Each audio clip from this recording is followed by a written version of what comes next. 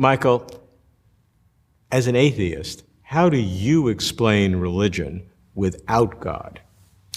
Well, the approach I favor is this. If you think about the road to developing a scientific understanding of the world, that was a long process. And if you go back in human history, and if you imagine yourself back there, and you're trying to work out some sort of theory about how things work, a very natural thing to make use of is human action. Okay, this is very familiar. You know that people change the world and so on. They do so on the basis of the things they desire, the things they want to do, etc., right? And so you have this model of your own behavior, the behavior of other humans and so on, right? And it seems to be extremely natural to attempt to extend that model, okay, and to apply it to events that aren't caused by humans and so on. And so you have the idea of there being non-human agents, right, who are responsible for the rain and snow and winds and so forth and so on.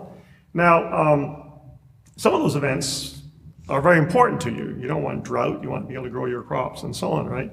In the case of humans, you can attempt to get them to act in ways that are beneficial to you in various ways, and so on, being nice to them, giving them presents, whatever it may be, right?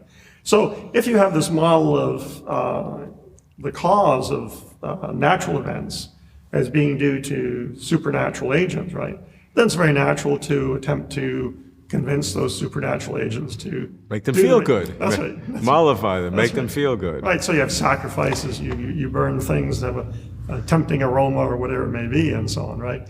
And so I think it was the most natural thing in the world to extend one's understanding of human actions and try and understand the external world in that sort of way.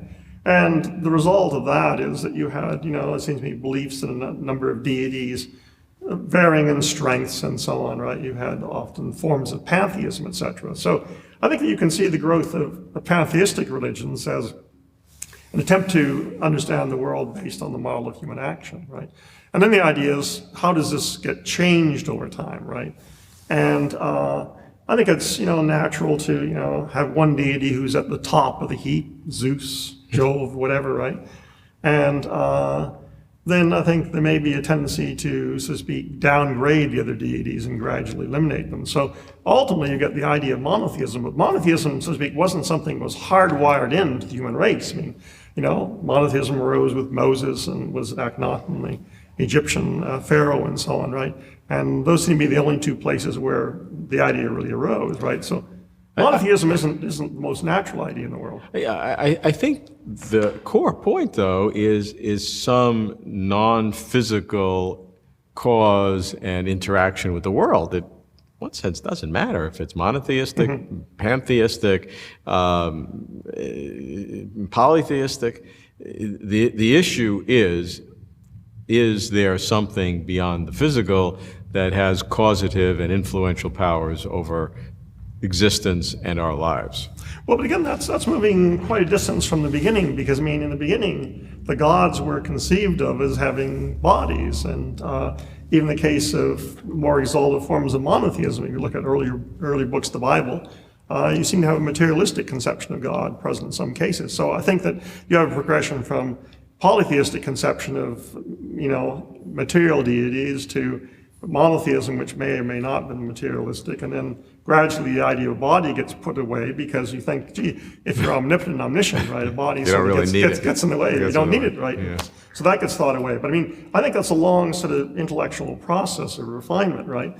I think another thing that shapes it is that you don't really want deities who are capricious, right, because they can't be relied upon.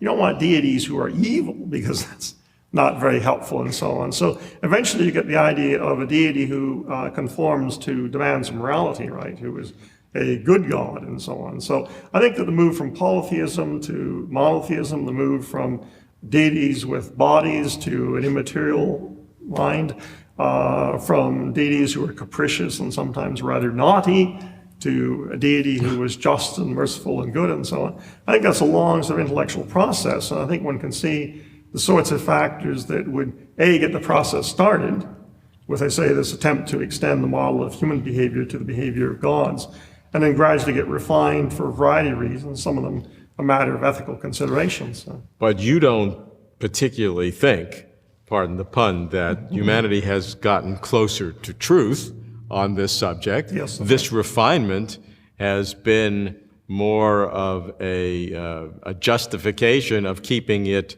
more believable within current understandings of the world.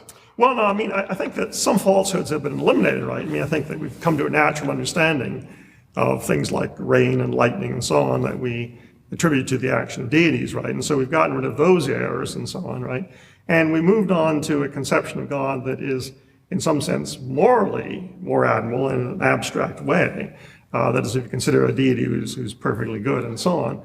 But I just think that though that's, to speak, an attractive sort of view of the world, and one would very much like there to be a God like that, right? That unfortunately, there are considerations that make it unlikely there's such a God, including the suffering and the evil that we see in the world. But would you feel that the likelihood of the existence of this new, better, more refined God is more likely than the old system? Well, it depends on what's built into the old system in terms of the combination of being all powerful, all good, and morally perfect exposes you to the famous argument from evil, right? And whereas when the deities were capricious and so on, right, they weren't exposed to that objection. So there are different arguments, and the arguments that I think are most powerful against the monotheistic conception of God are, as you quite rightly suggest, arguments that don't bear upon the less edifying polytheistic conceptions. So paradoxically, the best argument against God's existence are less effective against the older, archaic models. That's right, but they're open to other objections. So, like we know how it rains. That's right, yes, exactly.